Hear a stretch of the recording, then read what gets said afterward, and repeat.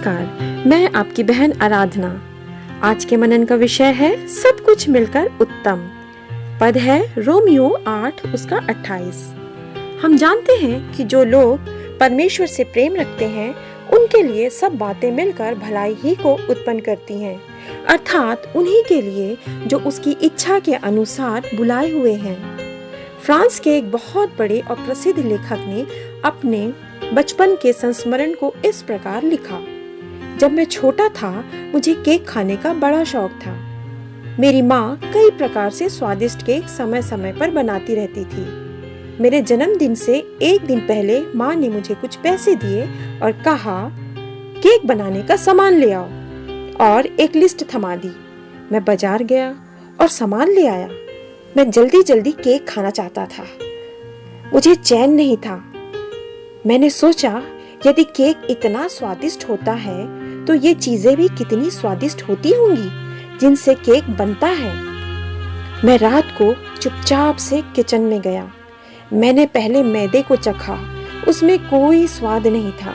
फिर मैंने तेल और अंडे को चखा, उसमें भी कोई स्वाद नहीं था। मैं सोचने लगा भला इतनी बेस्वाद वस्तुओं से एक स्वादिष्ट केक कैसे बन जाता है। सुबह हुई, माँ ने मुझे आकर प्यार किया और सारा सामान लेकर ओवन में डाल दिया। फिर क्या, एक स्वादिष्ट केक तैयार था। मैंने सीखा कि जीवन में बहुत सी चीजों का स्वाद बुरा तो होता है, लेकिन वही चीजें जब ठीक अनुपात में मिलाकर सही तापमान में एक साथ रखी जाती हैं तो वही चीजें मिलकर स्वादिष्ट हो जाती हैं।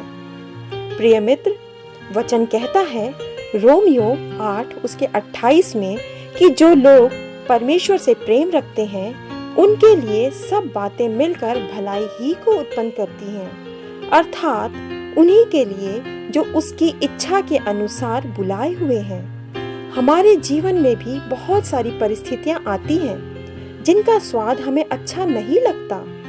बीमारी, कंगाली, धोखा, आलोचना, बुराई और त्याग दिया जाना हम में से प्रत्येक के जीवन में होता है, लेकिन हमें धीरज रखना चाहिए, क्योंकि यदि हम परमेश्वर से प्रेम रखते हैं तो सब बातें मिलकर हमेशा भलाई ही को उत्पन्न करेंगी।